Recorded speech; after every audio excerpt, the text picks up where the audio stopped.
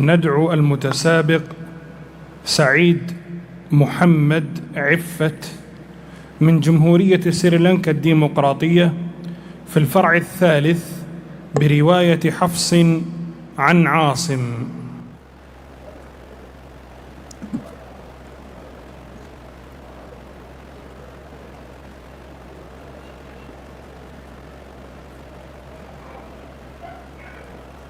السؤال الأول: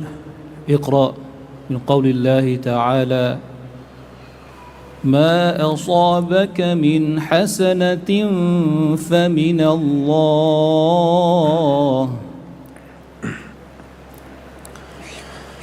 أعوذ بالله من الشيطان الرجيم. بسم الله الرحمن الرحيم. ما أصابك من حسنة فمن الله، وما أصابك من سيئة فمن نفسك، وأرسلناك للناس رسولا، وكفى بالله شهيدا. من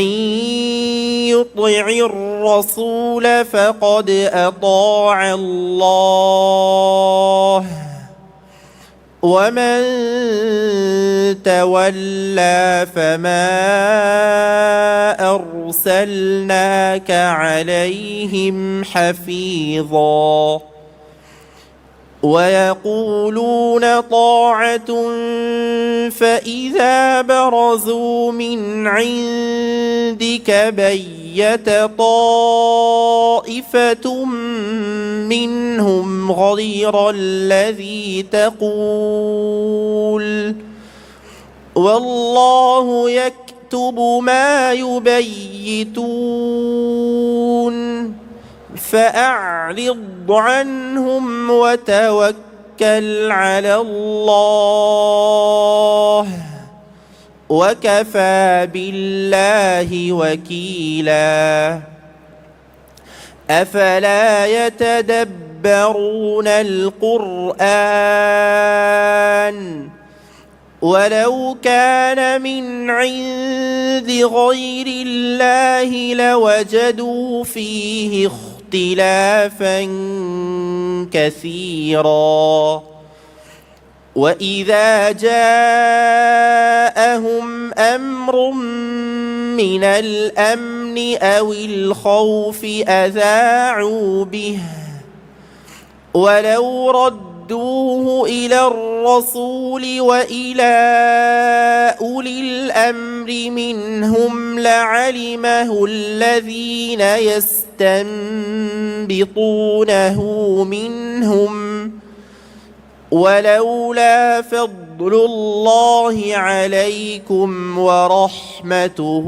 لاتبعتم الشيطان إلا قليلا. فقاتل في سبيل الله لا تكلف إلا نفسك،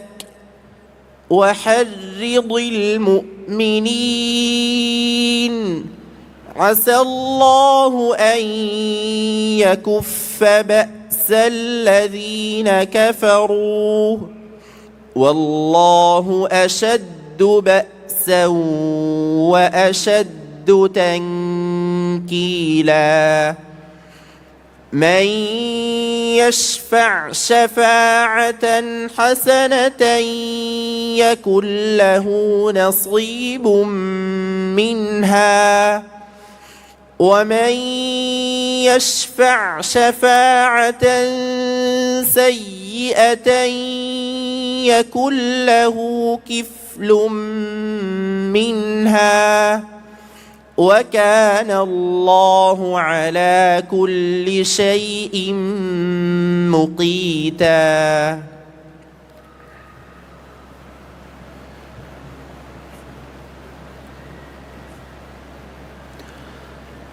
السؤال الثاني: اقرأ من قوله تعالى: والذين اتخذوا مسجدا ضرارا وكفرا وتفريقا بين المؤمنين وإرصادا. والذين اتخذوا مسجدا ضرارا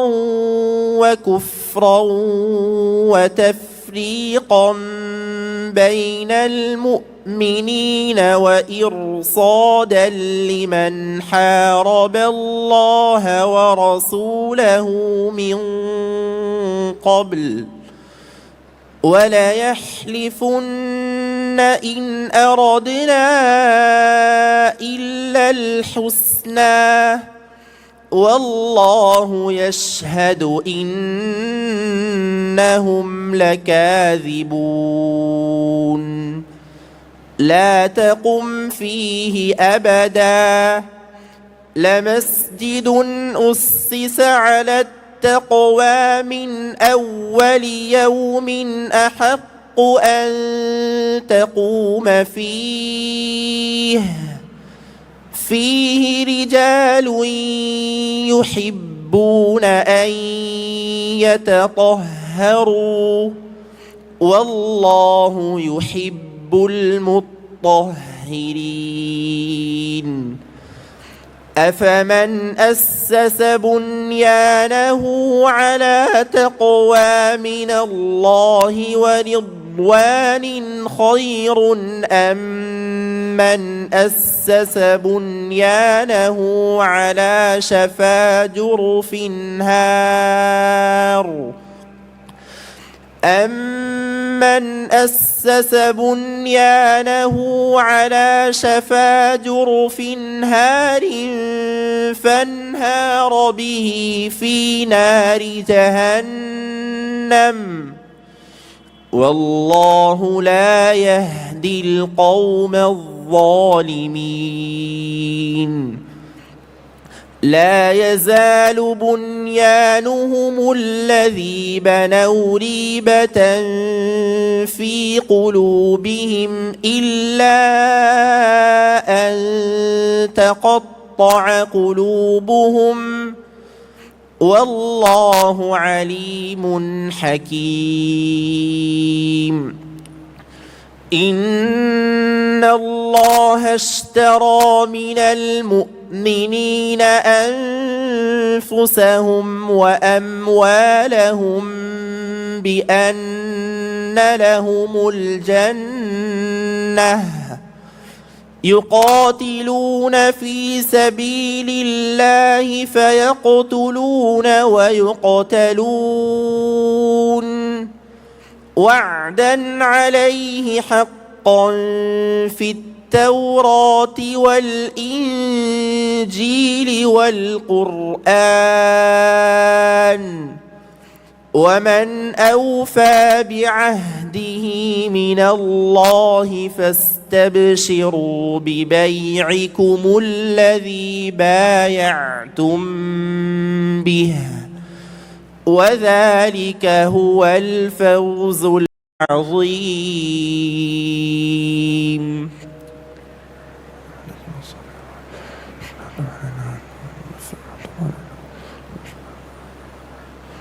السؤال الثالث: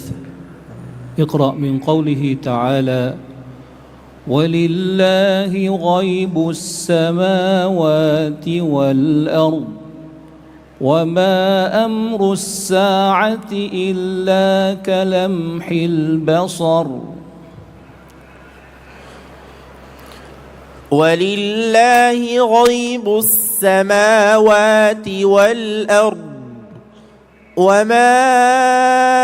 أمر الساعة إلا كلمح البصر أو هو أقرب إن الله على كل شيء قدير. والله أخرجكم من بطون أمهاتكم لا تعلمون شيئا وجعل لكم السمع والأبصار والأفئدة لعلكم تشكرون ألم يروا إلى الطير مسخرات في جو السماء ما يمسكهن إلا الله إن في ذلك لآيات لقوم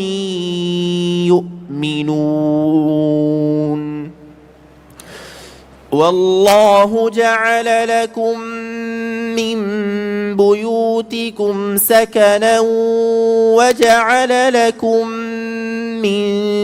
جلود الأنعام بيوتا تستخفونها يوم ظعنكم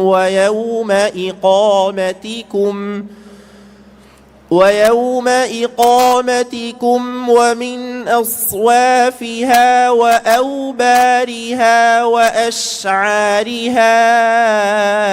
أثاثا ومتاعا إلى حين والله جعل لكم مما خلق ظلالا وجعل لكم من الجبال أكنانا وجعل لكم سرابيل تقيكم الحر وسرابيل تقيكم بأسكم كذلك يتم نعمته عليكم لعلكم تسلمون فإن تولوا فإنما عليك البلاغ المبين يعرفون نعمة الله ثم ينكرونها وأكثرهم الكافرون ويوم نبعث من كل أمة شهيدا ثم لا يؤذن للذين كفروا ولا هم يستعتبون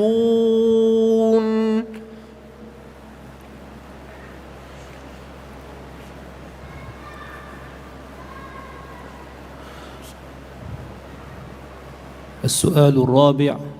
اقرأ من أول سورة لقمان. بسم الله الرحمن الرحيم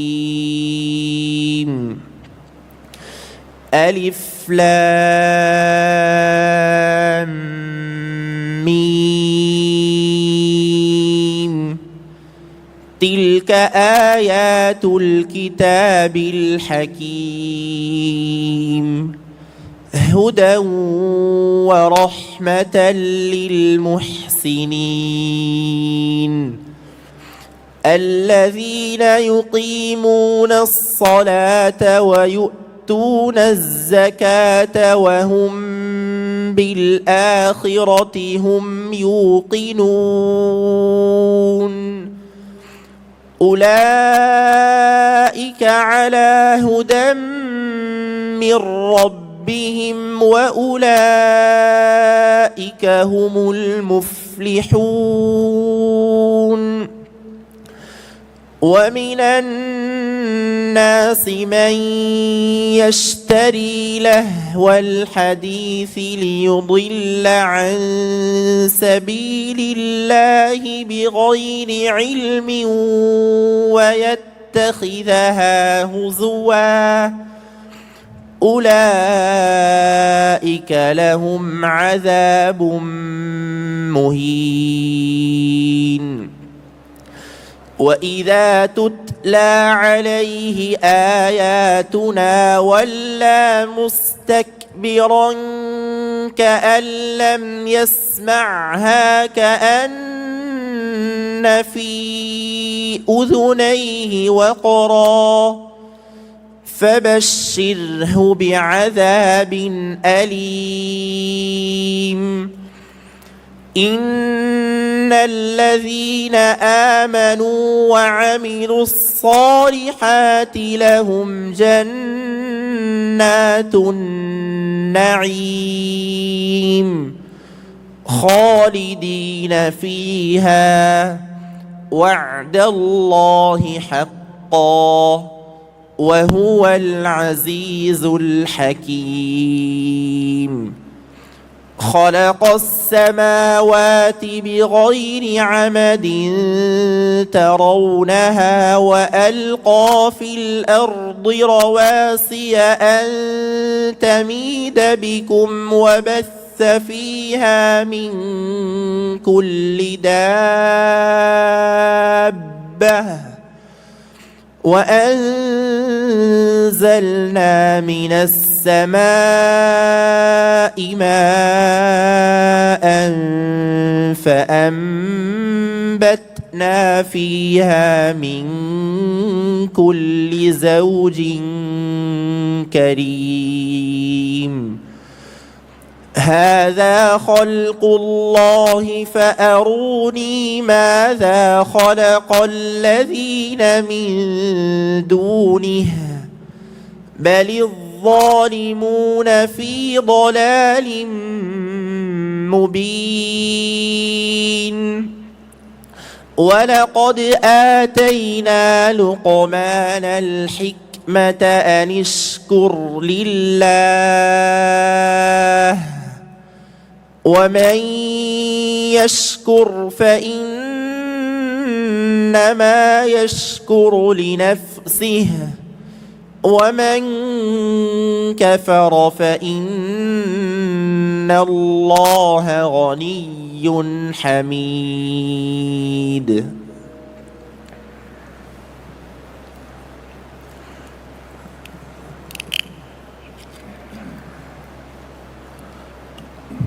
السؤال الخامس اقرأ من قوله تعالى يا معشر الجن والإنس إن استطعتم أن تنفذوا من أقطار السماوات والأرض فانفذوا يا معشر الجن والإنس إن استطعتم أن تنفذوا من أقطار السماوات والأرض فانفذوا لا تنفذون إلا بسلطان فبأي آلاء ربكما تكذبان يرسل عليكما شواظ من نار ونحاس فلا تنتصران فبأي آلاء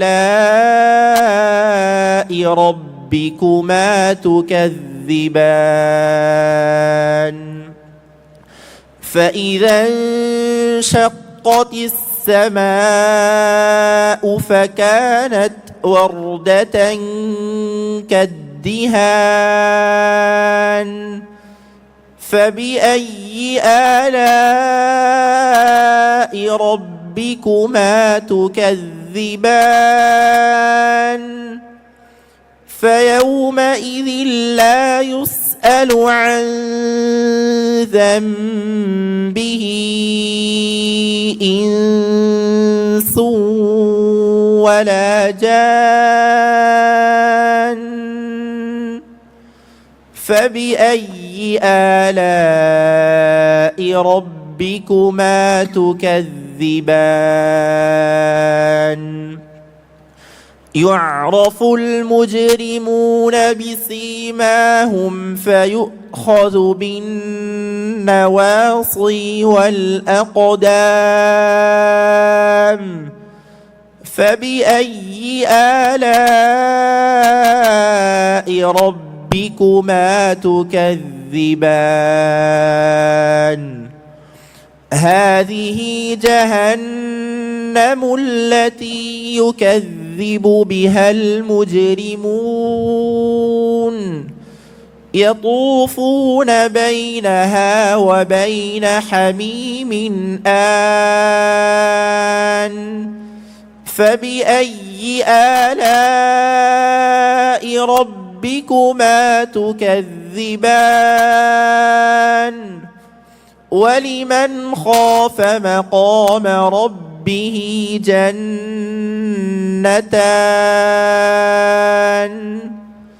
فبأي آلاء ربكما تكذبان ذواتا أفنان فبأي آلاء ربكما تكذبان فيهما عينان تجريان فبأي آلاء ربكما تكذبان فيهما من كل فاكهة زوجان فبأي آلاء ربكما تكذبان متكئين على فرش بطائنها من استبرق وجنى الجنتين دان فبأي آلاء ربكما تكذبان فيهن قاصرات الطرف لم يطمثهن إنس قبلهم ولا جان فبأي آلاء ربكما تكذبان كأنهن الياقوت والمرجان فبأي آلاء ربكما تكذبان